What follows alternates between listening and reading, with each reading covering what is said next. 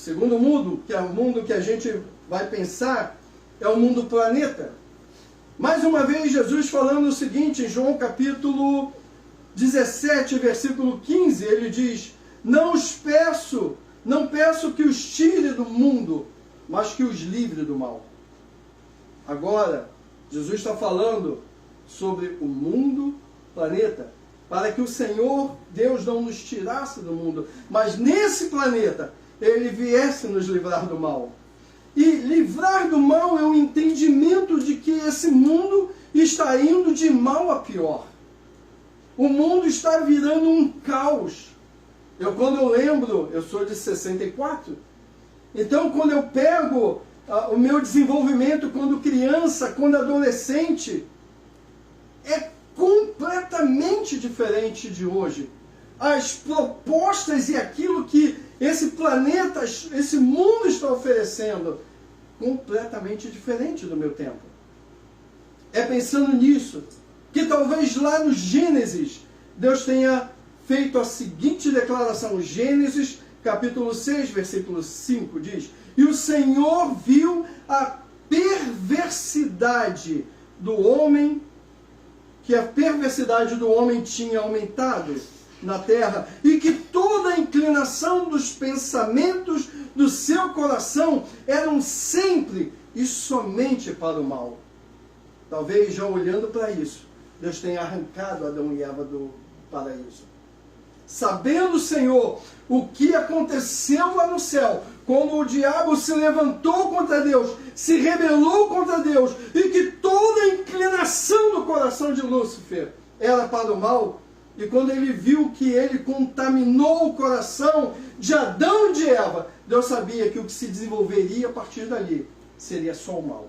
Então Deus tira eles do Éden e preserva o Éden daquele que desenvolveria o mal no seu coração. Mas a palavra de Deus diz também em Salmos capítulo 34, versículo 14, o seguinte: afaste-se do mal. Olha o conselho que Deus nos dá: afaste-se do mal e faça o bem. Busque a paz com perseverança. Busque viver de maneira correta, com insistência. E aí, 2 Timóteo, capítulo 3, versículo de 1 a 5, diz assim: lembre-se disso, nos últimos dias haverá tempos difíceis. Ninguém duvida que nós estamos caminhando para os últimos dias. A terra nunca esteve tão terrível.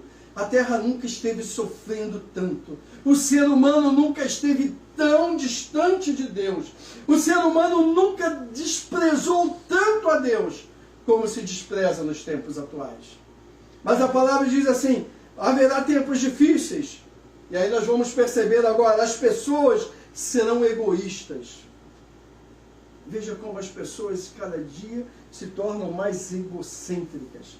Cada dia as pessoas pensam mais em si mesmo. Cada dia o problema do outro não deixa de ser um desejo de ajuda. Cada dia nós dizemos: esse é um problema dele, esse é um problema dela, ele e ela que resolvam. Mas houve tempo que o problema de um era o problema de todos.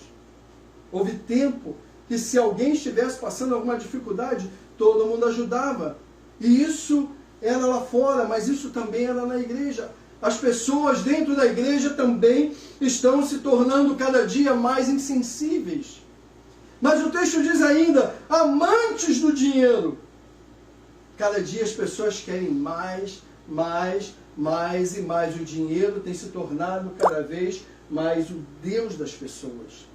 E diz ainda: orgulhosos e arrogantes.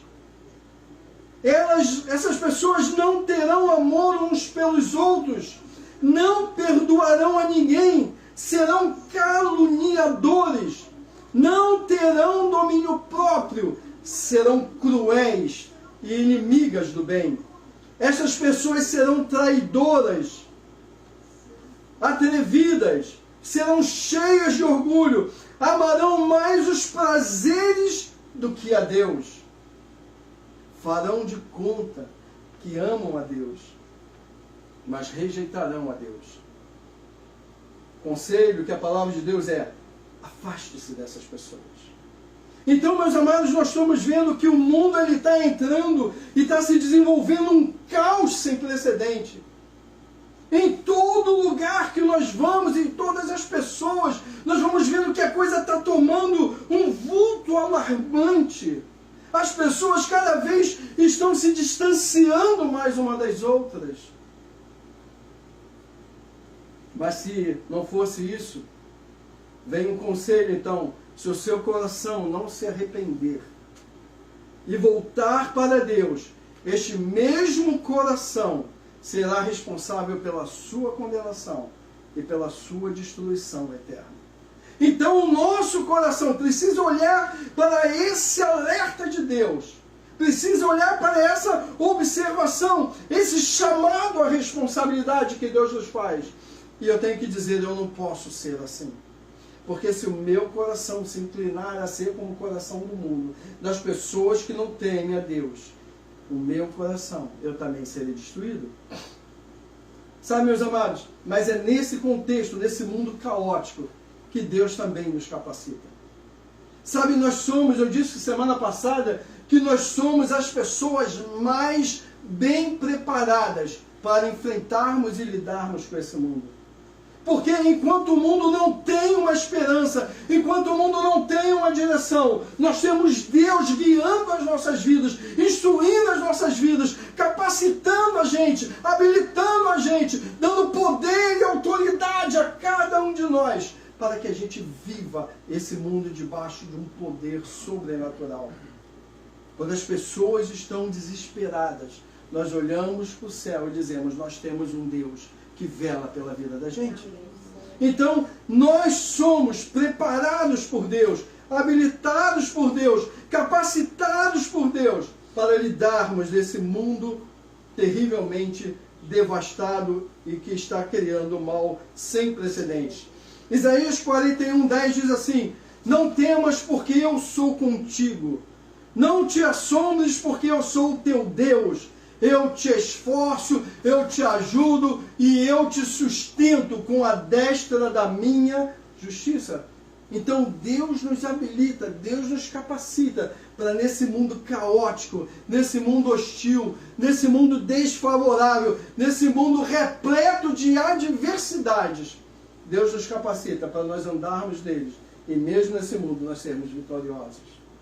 A questão é que, quando nós não andamos com Deus, o mundo nos traga, o mundo nos destrói, o mundo acaba conosco, o mundo acaba com a nossa fé, o mundo acaba com a esperança, o mundo acaba com tudo aquilo de bom que Deus gerou no coração do homem.